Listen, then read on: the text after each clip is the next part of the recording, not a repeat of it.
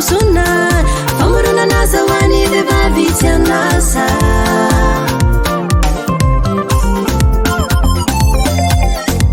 narambaoly e aiaiaby ampela soa valin'ny mpanjono reo andaotsika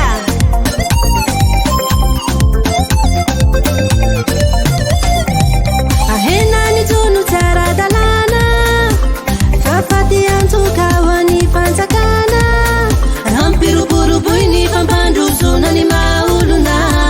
ny fanajana tontolo iainana no tandrovina milampiana ny fatotra fitrasa etontsika mila fanoanana ny fiompiana zangadingadinga lomotra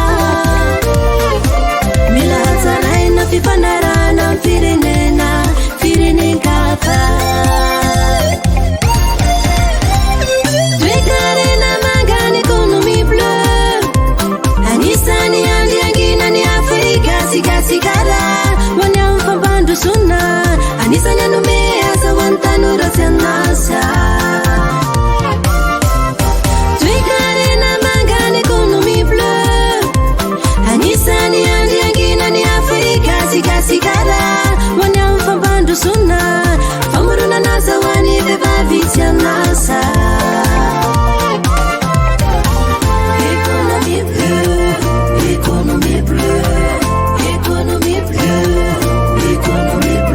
ry malagasy firahitany razanamiko amin'ny manosy antsika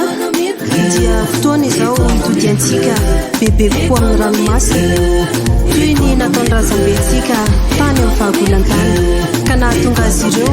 nitody sy tafapetraka teto Madagasikara ary niaina